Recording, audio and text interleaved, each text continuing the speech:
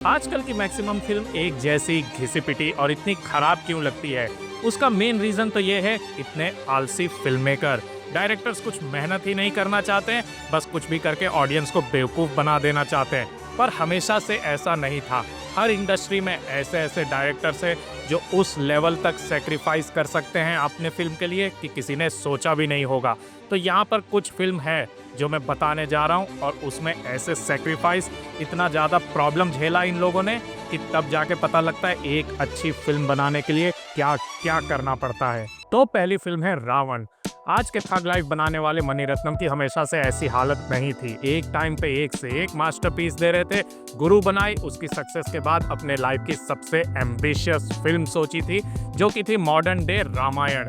और उसके लिए क्या सबसे बड़ा चैलेंज ले लिया, इस फिल्म को पैन इंडिया बनाना है, और वो भी आजकल की दांत काटने वाली पैन इंडिया नहीं, एकदम ऐसी मास्टरपीस जो किसी ने नहीं देखी होगी। कोई एक लैंग्वेज नहीं सेलेक्ट किया, हिंदी बोलूंगा, भोजपुरी बोलूंगा, बोलना। ना हिंदी फिल्म बनानी थी, एक सवाल, एक जवाब। ना तमिल फिल्म बनानी थी। इंगे तत्व कोवो। ये फिल्म दोनों लोगों के लिए बनानी थी। तो यहीं से प्रॉब्लम शुरू होने लग गई। दोनों लैंग्वेज में शूट करने लग गए। डबिंग नहीं, हिंदी और तमिल में एक साथ शूट कर रहे थे। पहले एक सीन को हिंदी में शूट करते और तो उसके बाद वही सीन को तमिल में शूट करते। एक्टर्स को यहाँ वहाँ चेंज कर दे रहे थे। ऐश्वर्या राय खाली अपने सेम रोल में थी, बाकी रोल में एक्टर्स चेंज होते जा रहे थे। और वैसे भी ये तो खाली स्टार्ट थी, फिर होते गया केस पे केस। अपने ही गानों की लोकेशन पे जाके कुछ झोपड़ी बना के शूट करने गए तो किसी झोपड़ी वाले ने केस ठोक दिया। एक हाथी को लेकर आए और सीन शूट करने गए, उसके वजह से किसी की जान चली गई, फिर केस हो गया। और एंड के सीन में ये जो ब्रिज दिख रहा है, इसे पहले श्रीलंका या ऑस्ट्रेलिया में बनाने वाले थे, पर जब मुंबई में बनाए फिर से केस हो गया।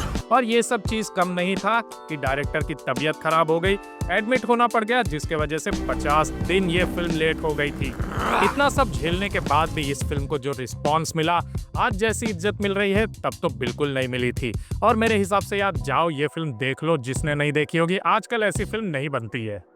दूसरी फिल्म है रेवेनेंट। जब अलेजांद्रो ने बर्डमैन के लिए ऑस्कर जीत ही लिया था तो वो कोई एरी गैरी फिल्म पे हाथ नहीं लगाता। वो बनाने जा रहा था एक ऐसी एम्बिशियस फिल्म जिसे हॉलीवुड रिपोर्टर ने भी बोला था अ लिविंग हेल। लियोनार्डो को लेकर ऐसी फिल्म बनाने गया जिससे लियोनार्डो को उसकी पहली और अलेजांद्रो को उसका दूसरा ऑस्कर मिलने वाला था। पर उसके लिए क्या क्या करना पड़ा वो देखो इसमें। सबसे बड़ी प्रॉब्लम तो इसने अपने लिए खुद ही कर ली थी कि इस फिल्म को सीक्वेंस वाइज शूट करना। नॉर्मली ऐसा होता नहीं है। नॉर्मली फिल्म अलग अलग शेड्यूल में शूट होती है। इसका मतलब एक साथ में जितने सीन शूट हो सकते हैं वो कर लेते हैं, और ये नहीं देखते कि ये सीन स्क्रिप्ट के स्टार्ट में है, बीच में या फिर एंड में। पर अलेजांद्रो ने क्या कर दिया था, इसने स्क्रिप्ट के स्टार्ट को स्टार्टिंग में शूट किया, फिर जाके धीरे धीरे करके जो स्क्रिप्ट का एंड है उसे एंड में शूट करने वाला था। इसके वजह से बहुत बड़ी प्रॉब्लम हो गई। एक ही लोकेशन पे कभी कभी 10 बार आके भी शूट करना पड़ता था। इसके ऊपर एक और रिस्ट्रिक्शन डाल दिया जो कि था नेचुरल लाइट में शूट करना। आर्टिफिशियल लाइट को पूरी तरीके से खत्म कर दिया। तो जिस सेट पे लाइटिंग सही नहीं लगती, पूरा का पूरा लोकेशन रिजेक्ट, फिर नए जगह जाओ और फिर से उस तरीके से शूट करना स्टार्ट करो। रियल लोकेशन, इतना लंबा शूट, और ऊपर से इतने हेक्टिक शेड्यूल के वजह से कई क्रू मेंबर ने ये फिल्म बीच में छोड़ दी थी। और एक अच्छे बॉस की ही तरह अलेजांद्रो को कुछ भी पड़ी नहीं थी कितने लोग रह रहे हैं, कितने जा रहे हैं, या कोई मर भी रहा है। उसे तो बस अपनी पिक्चर चाहिए थी। इसी वजह से अपने वेजिटेरियन लियोनार्डो को लीवर तक खाना पड़ गया था। Dinner. Well, it's too late. 'Cause No. I only have. Give me the bucket of Annie's pretzels. और ये सबका लगता है डायरेक्टर पे भी बहुत बड़ा असर पड़ गया, तभी वो 7-8 साल तक कोई फिल्म नहीं बनाया, पूरा हाइटस में चला गया था। डॉक्टर ने उसे नींद की गोली दी है और सुला दिया है। अब तो वो कल सुबह ही उठेगा। पर जो भी बोलो, ये फिल्म शायद सबसे बेस्ट दिखने वाली फिल्म्स में से एक है। तो अगर नहीं देखे हो अभी जाके तुरंत देखो। जब ऐसी फिल्म्स की बात हो रही हो तो अपोकलिप्स नाउ का नाम कैसे नहीं आएगा।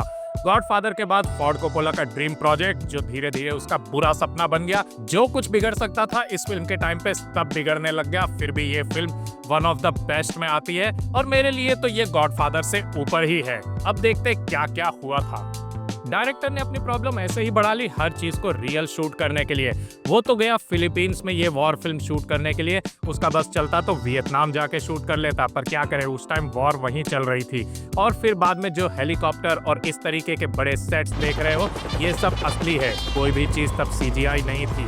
फिर वहां के वेदर के वजह से इसका इक्विपमेंट, सेट, ये सब धीरे धीरे करके बर्बाद होते गया। शूटिंग डिले होती गई, इसका बजट बढ़ता गया, और ये सब काफी नहीं था, तब जाके लीड एक्टर को हार्ट अटैक भी आ गया। वो तो कैसे करके वो बच गया वही बड़ी बात है, जिसके वजह से इसका मेंटल ब्रेकडाउन हो गया। आगे शूटिंग कंटिन्यू करनी ही पड़ रही थी। तो ये सीन में जो इसने कांच पे अपना हाथ मारा है और हाथ पे कट लगा, खून निकल रहा था, ये सब चीज असली में हुआ था। बताओ इस तरीके कंडीशन में आ गए थे ये लोग। वैसे ये सब कोई बड़ी बात नहीं है, ये तो होते ही रहता है। इससे भी खतरनाक बात थी, मार्लन ब्रैंडो सबसे टॉप के एक्टर को मेन विलन का रोल दिया था, और डायरेक्टर को लगा कि इसने नॉवेल भी पूरी पढ़ी होगी और एकदम स्लिम ट्रिम मुस्टंडा बन के आने को कहा था। पर ये सेट पे किस तरीके से पहुंचता है, अपने भाईजान की तरह स्पेशल बिरयानी खाकर बॉडी बना के। Salman Khan is just about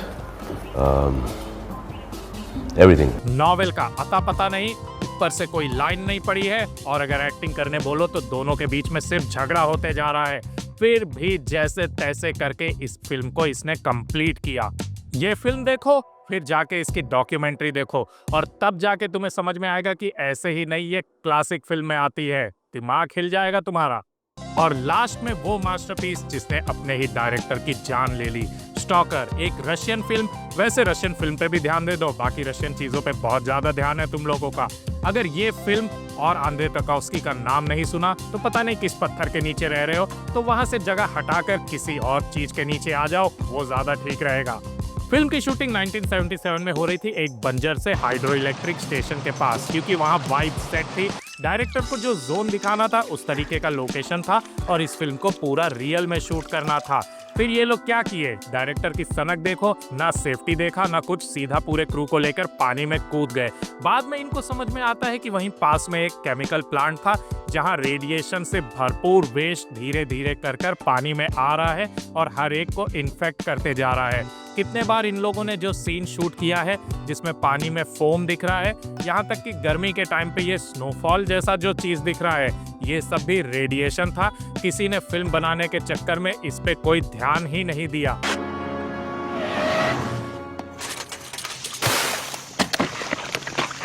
इस रेडिएशन के वजह से रील भी डैमेज हो गई और बहुत सारा रीशूट करना पड़ गया, जो कि सबसे बड़ी बात लग रही थी डायरेक्टर को। पर उन लोगों को ये नहीं पता था इससे भी बड़ा खतरा इन लोग का इंतजार कर रहा है, जो कि है कैंसर। धीरे धीरे कर एक एक क्रू मेंबर को कैंसर हुआ, एक एक करके उनकी जान चली गई, यहाँ तक कि डायरेक्टर की भी। पर कम से कम ये फिल्म एक मास्टरपीस बन गई है और हिस्ट्री की बेस्ट फिल्म्स में से एक मानी जाती है। तो कभी अगर ये फिल्म आप देखो, थोड़ी सी भी बोरिंग लगे, तो एक बार ध्यान से सोचना कि किसी आदमी ने अपनी जान देकर ये फिल्म बनाई है।